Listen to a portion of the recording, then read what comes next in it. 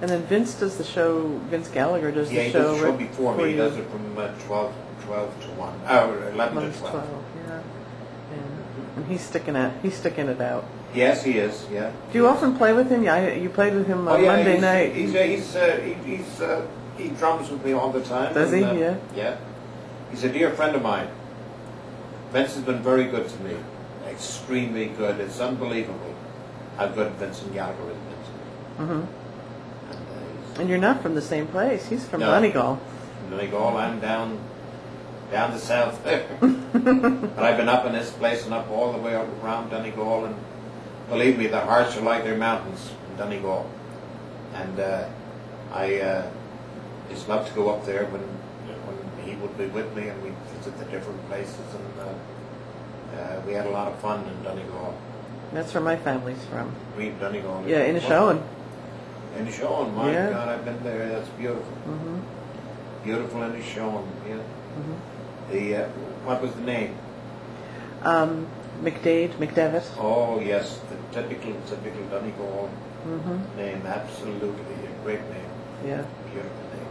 Yeah. And Inishowen, my God, it's beautiful. Have you been up there? Oh yes. Yeah. Mm-hmm. I still have family who live there. In fact, my family lives in the same cottage where my great-great-grandparents raised their 9 children. That's great. Yeah. You see the Atlantic from there, right? You can see it from their front door. Yeah. Yes, you can. Mm-hmm.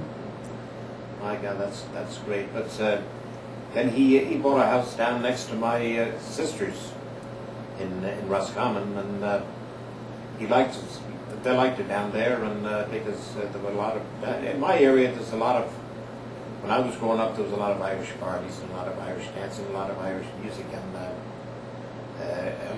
it's not the same as it used to be. But I recall when I was a kid, every Sunday night the musicians would come into our house, and my father or mother would go down to another house to listen to the radio, and listen to the news, and it was during the war and all that.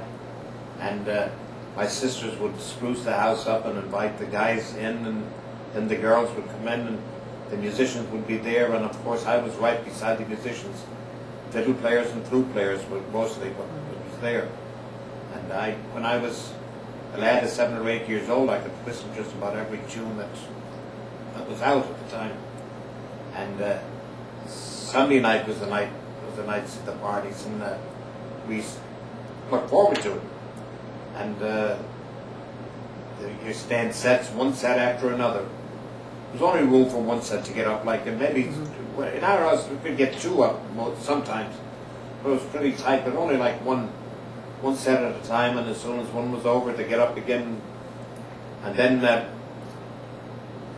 the house parties in Ireland, the musicians would be invited to the parlour to get tea and scone and stuff like that, Whereas the ordinary people that were just there, they weren't invited into the parlour. So, I mean, you were really yes when you were invited into the parlour to get tea and scone.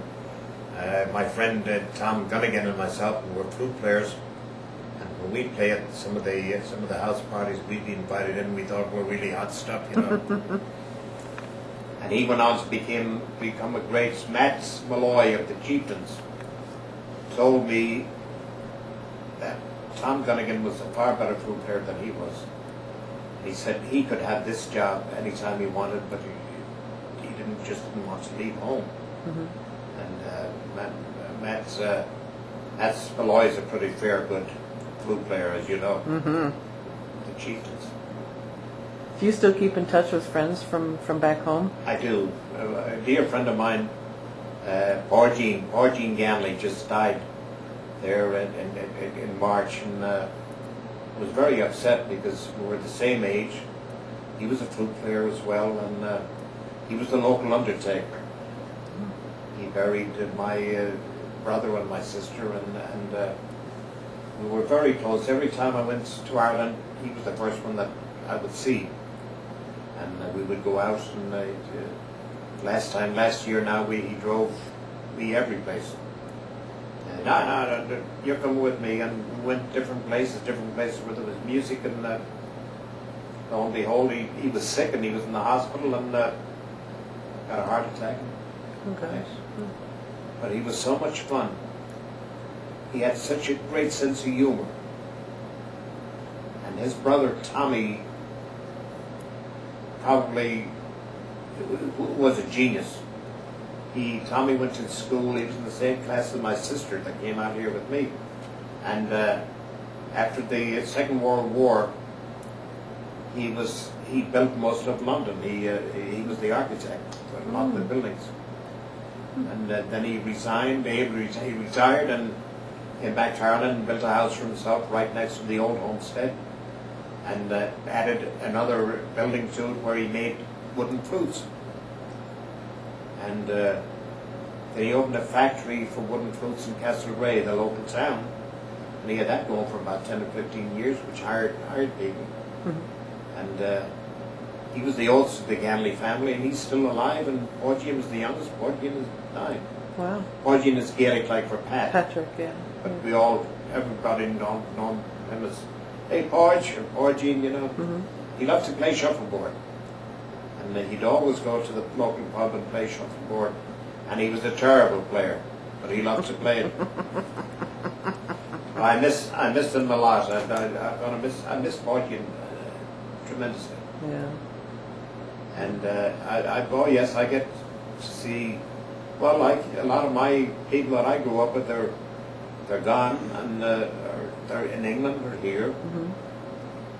But I miss them. I miss them a lot. And the school that I went to, it's used as a storage place for the local farmer now, and we thought that was like the jailhouse when we were going there to school. I think every kid thinks of it as prison.